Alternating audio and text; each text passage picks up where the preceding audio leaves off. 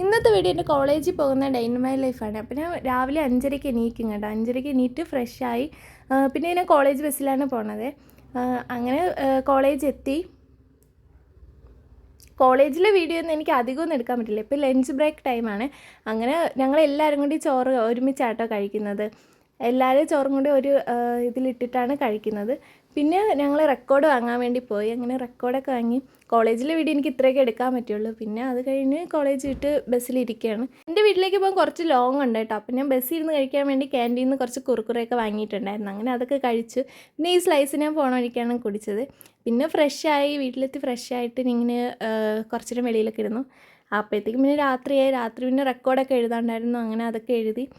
ഇന്ന് രാത്രി കഴിക്കാൻ ബെറോട്ടയും ബീഫ് കറിയായിരുന്നു കേട്ടോ. ഹാഫ് കുക്ക്ഡ് ബെറോട്ട മേടിച്ചിട്ടുണ്ടായിരുന്നു. അങ്ങനെ അത് പിന്നെ ചൂടാക്കിയിട്ട് അതായിരുന്നു കഴിച്ചിട്ടുണ്ടായിരുന്നത്.